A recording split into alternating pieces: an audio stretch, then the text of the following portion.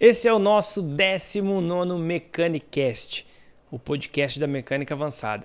E nesse Mecanicast eu vou falar para vocês sobre sensores de rotação. Sensor de rotação do tipo indutivo, do tipo Hall, do tipo Hall invertido e também o sensor do tipo magneto resistivo.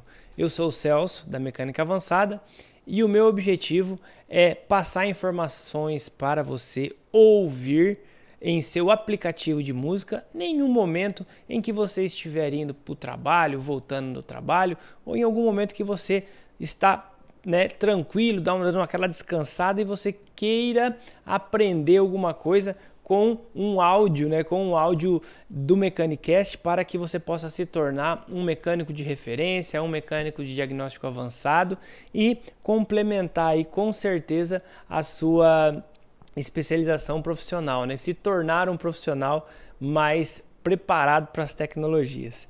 Bom, gente, o sensor de rotação, ele serve para quê? Ele serve para avisar a central quanto está a rotação do motor. Então esse sinal é muito importante porque é por ele que a central sabe que o virabrequim está girando, que foi dada a partida no motor. Ele também sabe, ele também consegue entender quais são os momentos a partir dessa informação para que a central, quais são os momentos que a central faça o acionamento da ignição e também o acionamento dos bicos injetores e todos os componentes, todos os atuadores do sistema de gerenciamento eletrônico do motor. Mas, gente, assim, o sensor de rotação, os primeiros sensores que saíram lá atrás, lá atrás não, na verdade eles estão até hoje aí no mercado, que é o sensor indutivo. O sensor indutivo, gente, nada mais é que um ímã. Então ele tem um ímã permanente, igual esse que a gente tira do alto-falante, que você tira o ímã e gruda ele em um ferro, Você pega o ímã lá e gruda, ele vai lá e ele faz essa força de atração. Então o que esse sensor faz? Ele faz exatamente isso. Como ele é um ímã, ele tem o quê? Ele tem uma força eletromagnética que gruda no ferro. Aí o que faz ele gerar o sinal? Ele fica um pouquinho afastado da roda fônica, mas esse pouquinho afastado, gente, é 0,7 centímetros, ou 0,7 milímetros. Então é muito próximo. E essa distância faz com que essa força de atração ela fica muito forte. Imagina você pegar um ímã e você chegar perto de um ferro. Você vê que quanto mais próximo você vai chegando desse ferro, mais força você tem que fazer para ele não grudar, até chegar num ponto que você não aguenta, e ele gruda. Então, como ele é fixado em um suporte, ele está fixado por um suporte de ferro, então ele não vai grudar. Mas existe essa força de atração. E lá na roda fônica, que é onde tem esses dentes, quando tem um dente, ele está mais próximo do ímã, então ele está com uma força de atração muito forte. Quando passa o vão do dente, esperando o próximo dente, aí essa força ela fica menor. E quando fica maior, menor, maior, menor, cria-se um DDP, que é uma diferença de potencial. Falei diferencial, diferencial lá atrás. Cria uma diferença de potencial. E essa diferença de potencial vai gerar uma tensão e vai gerar uma forma de onda. Então é com essa forma de onda que a central vai conseguir enxergar essa rotação do motor e consegue enxergar também se está tudo ok com o sensor, se está tudo ok com a roda fônica, porque é gerado essas ondas, cada dente que passa gera uma onda para cima e para baixo, porque é indutivo, então ele gera uma onda alternada, tá? Então ele vai gerar tipo uma senoide, conforme a rotação do motor, e se caso essa onda estiver quebrada ao meio, você pode ter um defeito no dente, e de repente ele sofreu algum problema ali e está amassado. Isso é comum acontecer, principalmente quando tira o motor, coloca, ou às vezes acaba amassando na bancada, em algum lugar, na retificadora, Então tem que tomar muito cuidado para não acontecer isso. Mas se acontecer, você consegue ver no osciloscópio de forma bem interessante. Inclusive, quem estiver nos ouvindo no YouTube, vai estar também assistindo, e eu estou mostrando aqui uma imagem do New Tecnoscópio e da forma de onda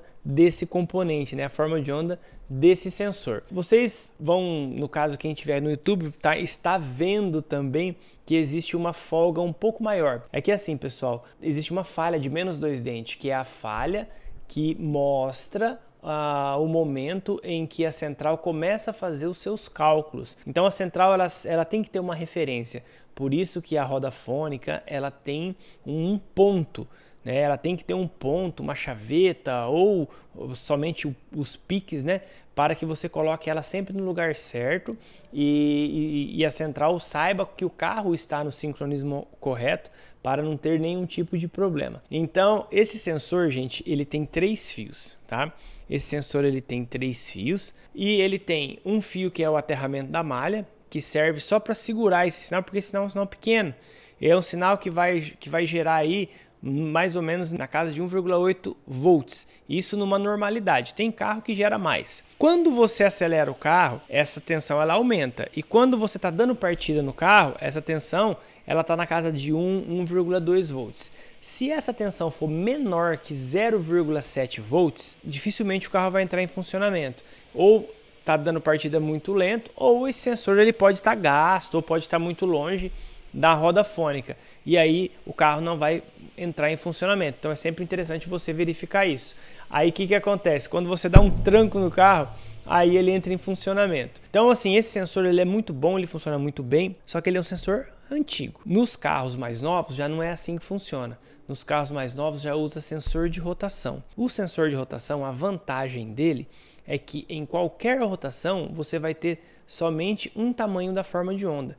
Então aqui no sensor de rotação do tipo indutivo, esse tamanho ele aumenta conforme você acelera o carro, porque quanto mais você acelera o carro, mais energia esse ímã vai gerar. E quando é do tipo Hall invertido ou indutivo, essa onda vai ter somente um tamanho. Então é muito mais compreensível para a central fazer os seus testes, fazer suas análises e o carro fica com funcionamento e ela consegue deixar, né, a central consegue deixar o carro com melhor funcionamento, principalmente na parte da partida e na parte das acelerações, porque não tem diferencial de tensão, tá? A tensão de pico sempre será a mesma, vai só aumentar, claro, a frequência dos pulsos, né? Porque quando você está com o carro em marcha lenta, existe uma frequência de pulso, que é a frequência que está gerando, que está passando ali pelo sensor. Quando você acelera o carro, o virabrequim vai virar mais rápido. Então a frequência dos dentes também vão se aumentar. Isso é normal. E no sensor de rotação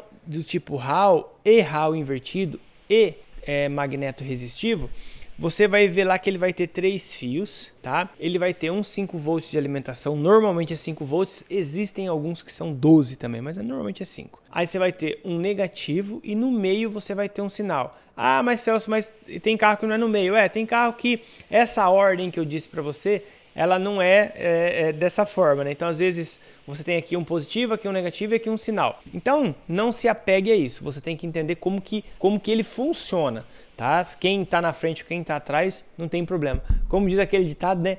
A ordem dos fatores não altera o produto. Ou a ordem dos tratores não altera o viaduto, né? Então não se preocupem com isso, que isso é completamente normal. Você tem que só saber o que está acontecendo. Para o sensor de rotação, você vai conseguir enxergar um sinal que é de dente quadrado, como se fosse um sinal de onda quadrada mesmo, tá? Um sinal parecido com um sinal digital.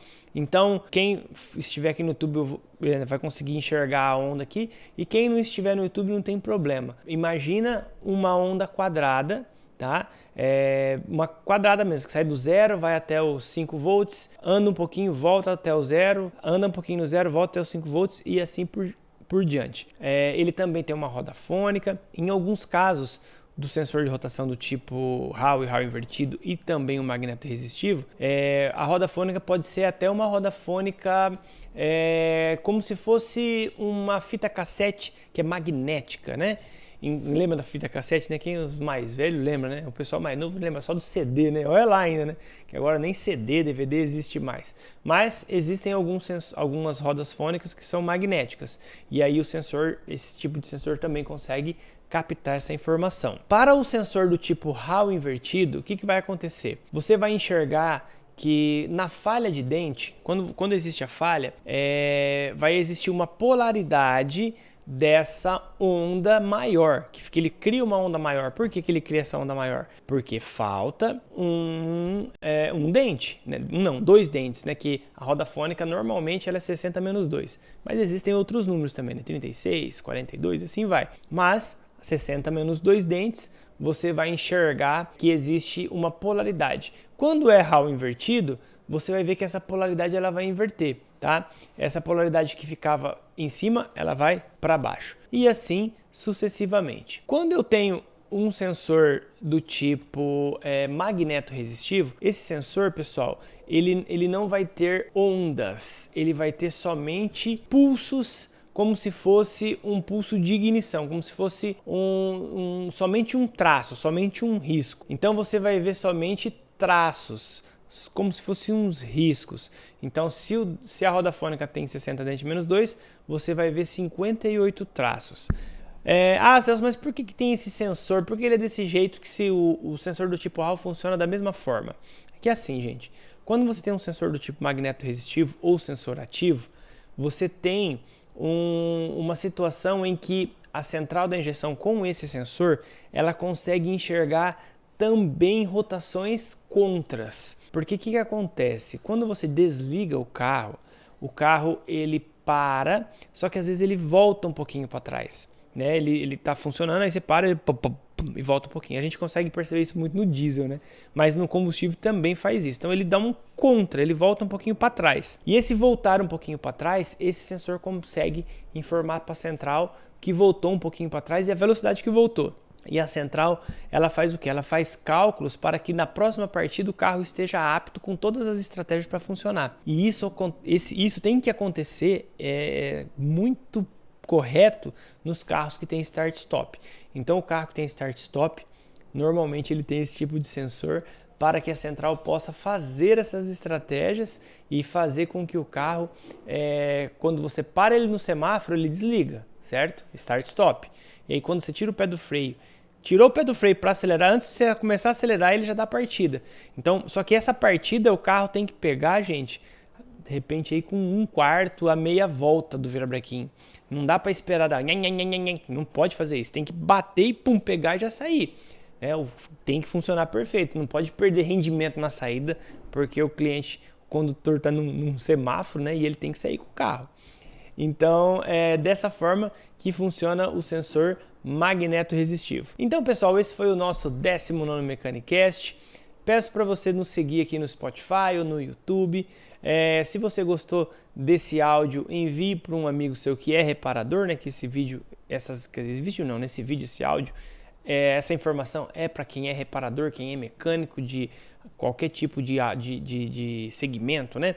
Tudo que tem motor, a gente está junto com a mecânica avançada, com o New Tecnoscópio e com bastante informação técnica.